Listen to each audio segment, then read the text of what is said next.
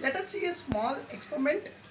So most of us might have studied during our school days. So for your kids, this you can show it to them and let them know about this, and definitely Dashmi would be enthusiastic to learn such kind of things. So what we are having here is a mug of water, and then we have a soft toy which is a kind of rubber toy.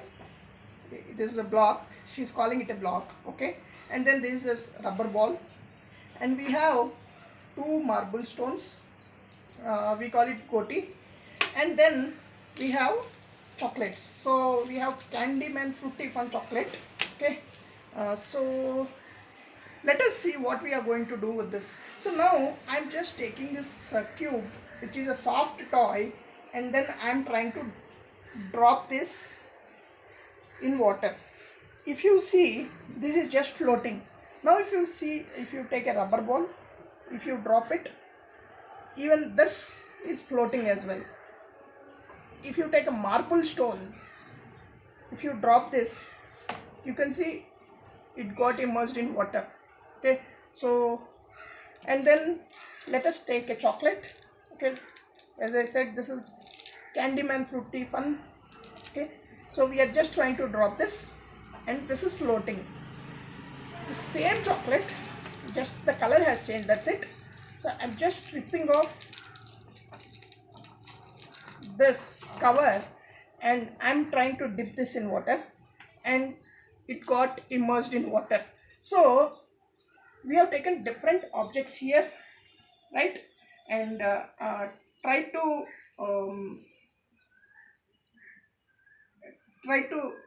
immerse them in water, correct. So some are floating while some got immersed in water. Let us see why this is happening. So now we have seen that some of the objects are getting immersed in water, while as some of the things are floating in water, right. So before going into details why this is happening, we just need to understand few terms. The first thing is called volume. So if you take this particular object, when you place it here, we say that this object is occupying some volume, okay. So and also this object has some mass. So generally when we associate a physical property of an object, we say weight, right. So weight and mass are different, we'll talk about it in another video. So now we are saying this has some mass. Right now think it as a weight, and then it is occupying some volume, right. Volume means the place occupied. So usually in these two terms we have a term, another physical property called density. Density, okay. Density is given by mass by volume. So if you take any object, the density of this particular object is calculated by its mass and volume. So now what happens is, water has some density, let us assume x, okay. If a object which comes with a density more than that of water, that means let us assume the density of that particular object is y.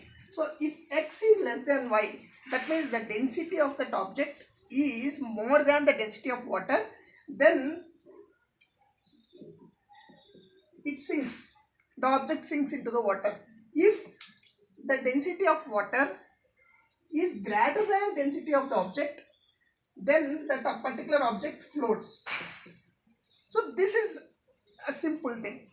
Now why it floats, what are all the forces that are associated, Archimedes has explained it in a very beautiful way through his Buoyance principle. Buoyance spelling is B-U-Y-O-N-C-E. Buoyance. It is explained by Archimedes, who is a great mathematician, we know, right, Greek mathematician. So he explained a force called Buoyance force, which is inserted by the fluids. Like example, if I take a beaker, okay, so beaker has some water.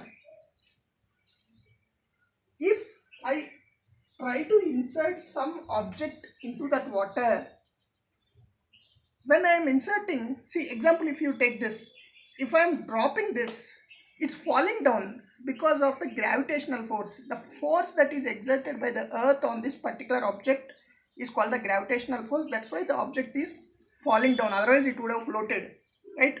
Why do you float in space? Because there is no gravitational force there. So here we have a gravitational force because of which the object fell down. So now when I drop that object into water, it is initially falling down because of the gravitational force, and then this fluid, whatever is there, exerts a force from the bottom towards the upside, which is called the buoyance force. So if the buoyance, so we have talked about the buoyance force. So what we said is, if the buoyance force is more than the gravitational force, that object is going to float.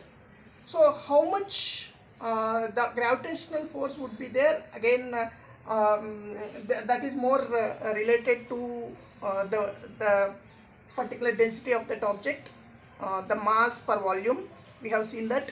And now one important point which we have seen previously, while inserting a chocolate individually and along with its cover. So when we inserted this into water, this floated, whereas this sinked. Why is this happening? Because of the volume.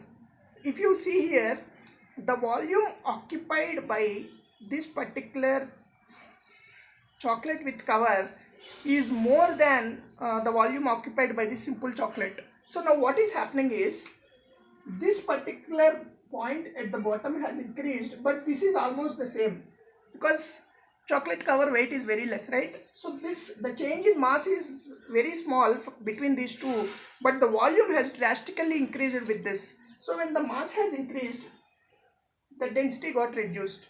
So as the density got reduced, because, and that particular density, when it got reduced, it has gone down below the density of the water. That means the density of water has gone more than the density of that particular object, which is why this has floated, whereas the chocolate individually has sinked.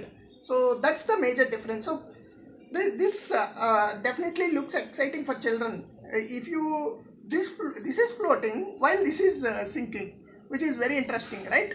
So few points, majorly the Archimedes principle, the mass of the particular object, the volume occupied by the object, and finally the property, the physical property. All these are physical properties basically. The density also, all are being learned with this simple experiment. Hope you enjoyed this experiment. You can just try number of things with number of objects and see how whether they are floating or not, and you can learn which is more denser.